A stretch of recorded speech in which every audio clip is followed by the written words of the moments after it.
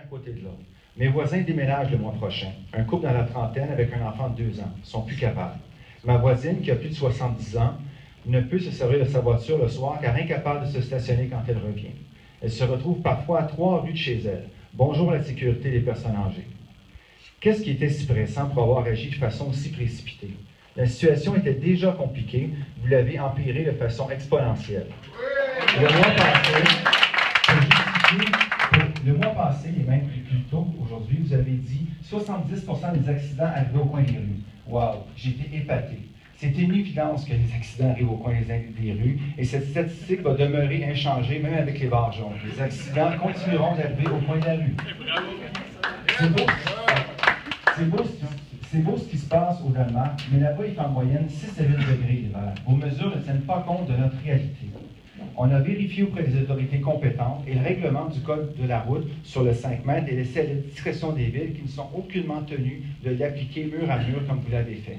Votre approche est dogmatique et idéaliste. Elle ne tient pas compte des besoins des citoyens de mon quartier immédiat.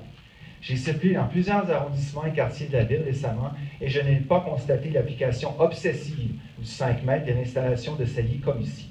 Ma question, est-ce que votre administration est prête à réviser sa décision sur les 5 mètres et l'installation des saillies et de mettre en place un moratoire? Merci pour votre question.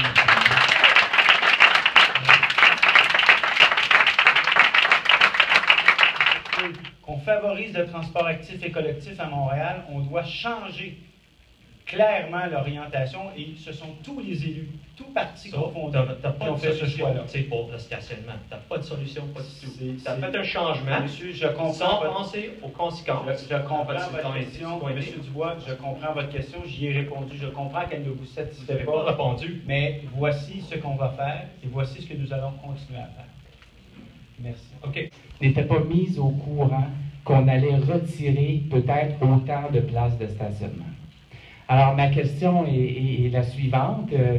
Moi aussi, je voulais demander à Mme Érika Duchesne, qu'allez-vous faire pour les gens qui paient des taxes dans votre arrondissement, qui ont une voiture, qui sont propriétaires, qui ont un locataire avec une voiture et qui aimeraient ça se stationner à 10 heures le soir après leur quart de travail sans que ça prenne 10, 15, 20 minutes?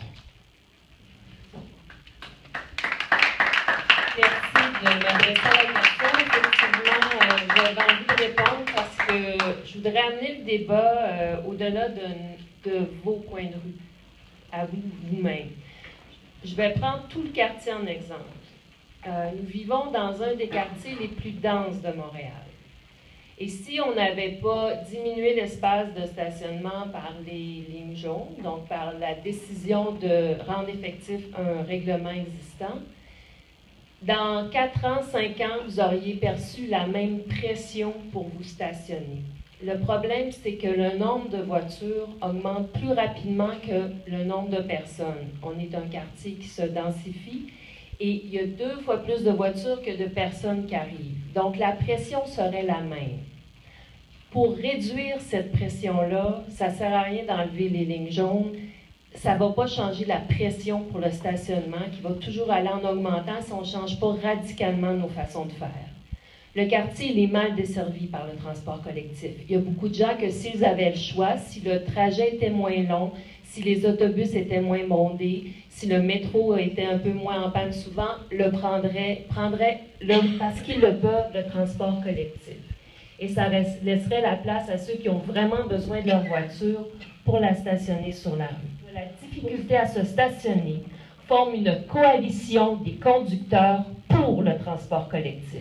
Et à ce moment-là, d'ici 10 ans, le problème serait résolu. Ceux qui n'en ont pas besoin de la voiture auraient une alternative et ceux qui en ont besoin auraient de la place sur les rues pour rouler et pour se stationner dans leur quartier. Alors, je vous lance un défi, chers automobilistes, de faire des pressions pour nous aider à changer la donne.